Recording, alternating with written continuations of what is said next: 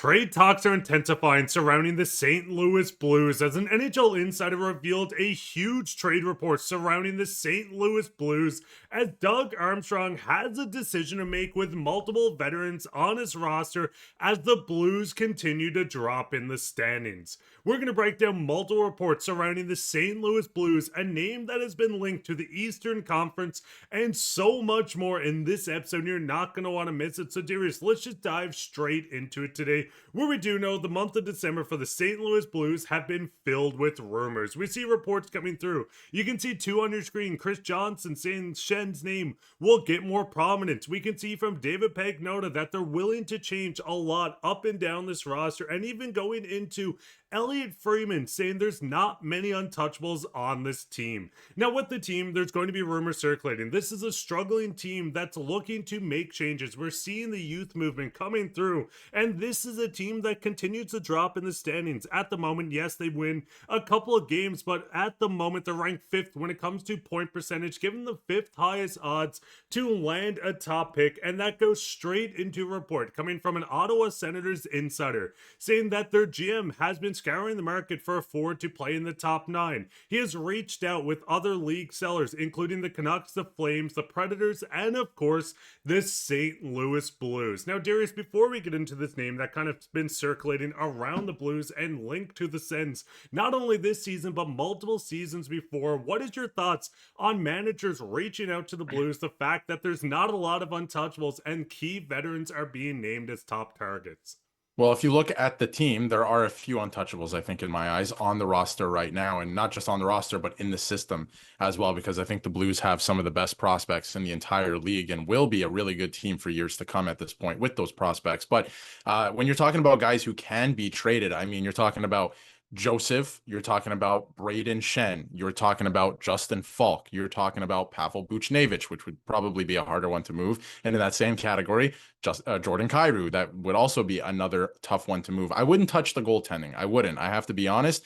But on defense, you could see Justin Falk be moved and a couple other guys on offense, like I just mentioned. In terms of untouchables, you don't want to move Dylan Holloway. You don't want to move, Mayu at this point, as much as some people would like to do that. Broberg is not going anywhere. Stenberg's been obviously really good. He's going to be a part of this future. Bergen just came in as a waiver pickup. He looks really good. So there are some untouchables in my eyes. Robert Thomas, didn't even mention him. I feel like he's so far off the list. You do not want to trade that guy first line center, right? But there are some guys on this team that I think and would actually expect, and we'll get to in a second, will be traded this year, and they're going to start peeling it back to then, and I keep saying it, hand the keys off to some of the younger guys. And I think that's the big thing. So with the Sens right now looking for defensemen, you could say that Falk is a guy that's going to be a top target. We've seen from the reports that him and Schenn are top guys that people are looking at. But this is where we do see Braden Schenn once again linked to the Ottawa Senators. Now, the big thing is we're seeing a lot of Eastern Conference team. You do not want to trade your captain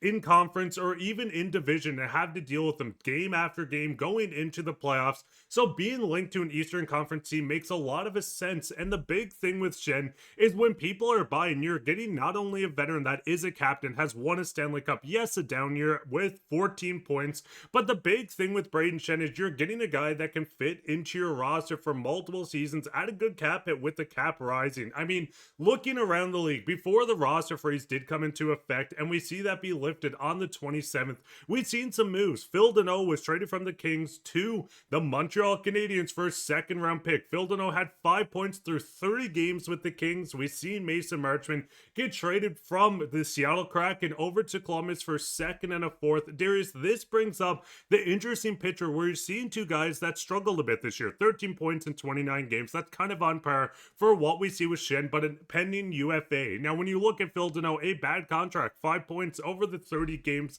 Does this just signify, in your opinion, that this contract that we're trading with Schenn, what he brings, what he is going to be almost a huge haul in return for the St. Louis Blues?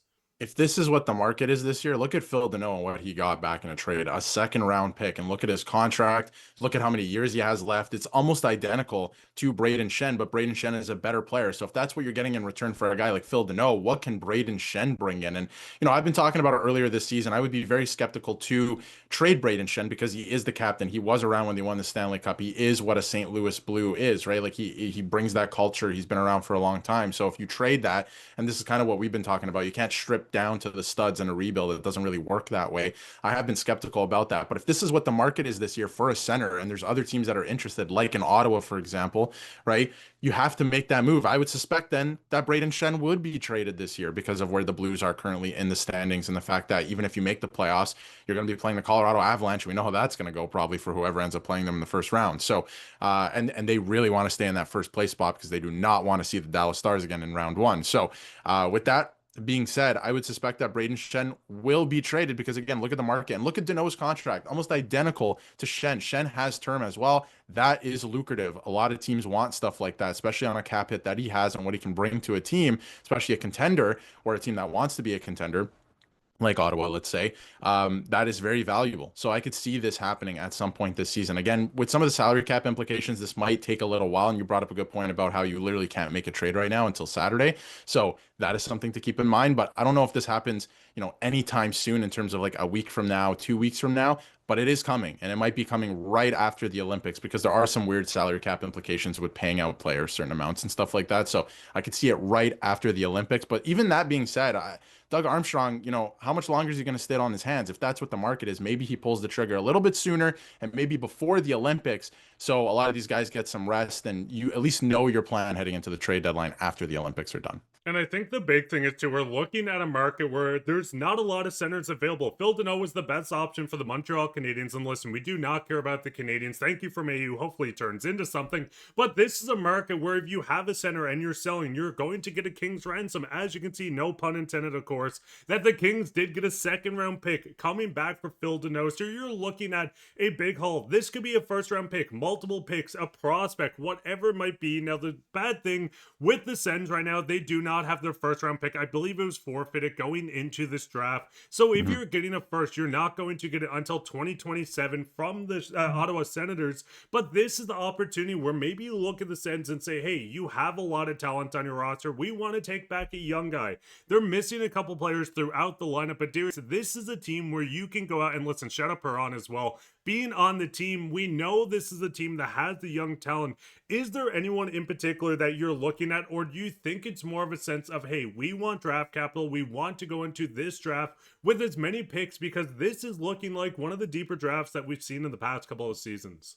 Yeah, when you look up and down the roster, I mean, Brady Tkachuk is going to be coming to St. Louis in 3 years via free agency, so you don't have to trade for him. I'm just going to throw that out there. And a lot of fans would be like, hey, if it was a roster for roster move, David Perron would love that guy back. We've seen your comments, right? So a lot of people might say that, but I think you do have to go younger. And they're not going to be giving up any centers. Like if they get Schenn, they're looking for that third line center, I guess, to really solidify their team, and they would look pretty dangerous. But I think you want somebody young back in return. I think you want like a prospect, a pick, even if it is a pick, like you said, like you're not going to get a pick this year. That's okay. The Blues are fine, I think, in that regard. And even then, if you get a first round pick and it's a couple years away, you can then parlay that into something else, right, at the trade deadline. So I'm not too worried about that. I would go younger. I would look at their prospect pool. I would look at draft picks, stuff like that, retool for the future a little bit. And a roster trade could work, but in a trade scenario like this, if they're trading for Braden Schenn, they don't want to trade anything off their roster, right? Of course, they would have to make some salary cap stuff work, but I think that's where, you can retain stuff like that. You get an extra pick in return for stuff like that. So